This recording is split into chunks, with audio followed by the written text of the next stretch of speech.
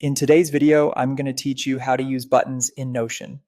By the end, you'll have a simple reusable button that instantly creates a new page and takes you right into it, perfect for keeping your workflow smooth and consistent.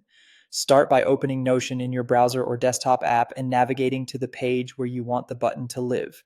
Make sure you have edit access since you'll be adding a new block and configuring its behavior. It's also helpful to think ahead about where new pages should go.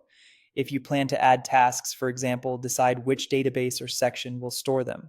Choosing the destination now keeps everything organized later.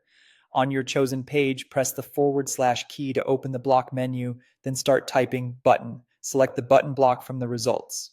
Notion will place a button on the page and open its settings so you can customize it. Give the button a clear, action-oriented name so anyone understands what it does at a glance.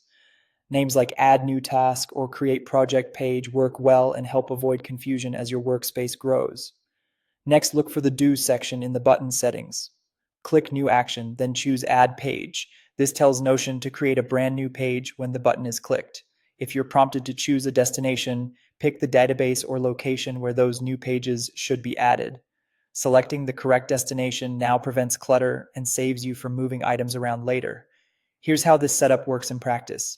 Each time you click the button, Notion creates a fresh page in the destination you selected and takes you straight to it so you can start editing immediately. It's a fast, repeatable way to standardize how new items get created without digging through menus.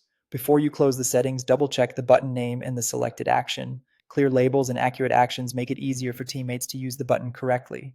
If your chosen database uses templates, you can still apply them after the page is created, keeping your process consistent. When everything looks good, click outside the settings to return to your page. Give the button a try. Click it, and you should see a new page appear in the selected destination, with Notion directing you right to it. If nothing happens, verify that you have permission to add pages in that location. And that's it. You've added a button, named it clearly, configured it to add a page, and confirmed that a click creates and opens a new page where you want it.